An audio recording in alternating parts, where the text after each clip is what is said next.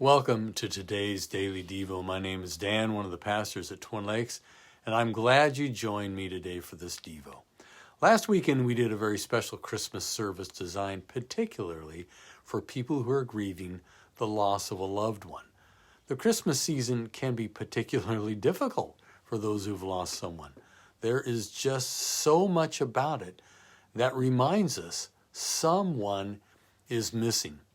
Alyssa Dunbar, the newest member of our care ministry team, she works with Carrie Clark and myself, said this about Christmas after losing her dad. She said, "When I lost my dad, I began to dread holidays.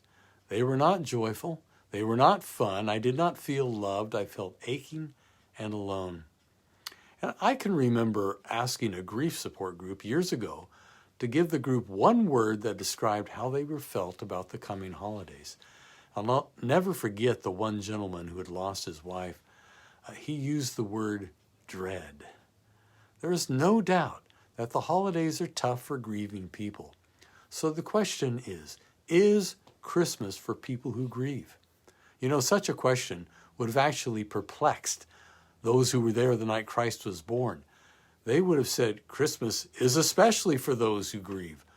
The shepherds that night lived in a dark, cold, and hopeless world. The news from the angel was welcomed news. A Savior was born. Into a world of grief, into a world of suffering and loss, not unlike the world we have today. I like what Paul David Tripp says about Christmas. He calls it the sufferer's holiday. He says that instead of being something that we avoid when we are hurting, it should be something that we run to.